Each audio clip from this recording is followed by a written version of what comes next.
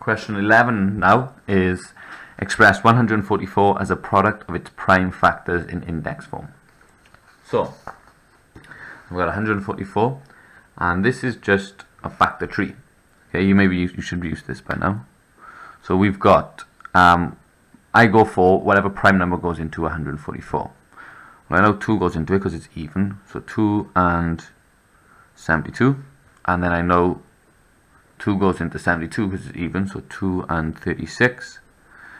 I know 3 goes into 36, so that's 3 and 12. And then I know 2 goes into it, 2 and 6, and then 3 times 2. So I've got in total 144 is, I'll circle the prime numbers so I know which ones I'm going to write down. Okay, so it's going to be 2 times 2 times 3 times 2 times 2 times 3. Okay, but another way to write this, because they've said they want it in index form.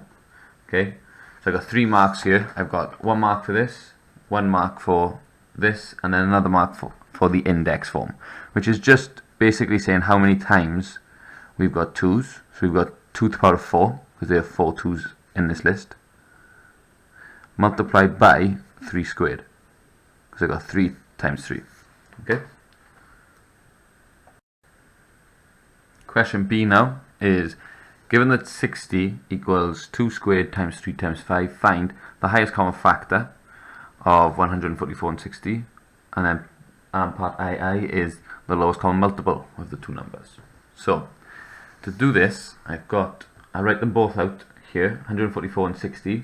These are the product of prime factors in index form for both numbers, and basically I'm going to put a Venn diagram of 144 and 60.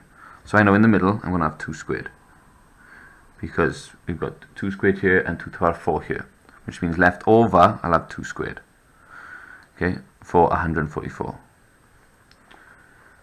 Then I've got 3 also goes in the middle,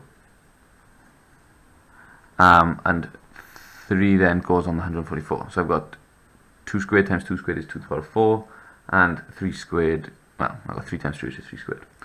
And then the leftover one is also 5, so 5 goes in with the 60. Now, the highest common factor is the middle bit times together. So I've got 2 squared multiplied by 3, which is 12. So the highest common factor, I'll write it down here, highest common factor is 2 squared times 3, which is 12. So that's part I.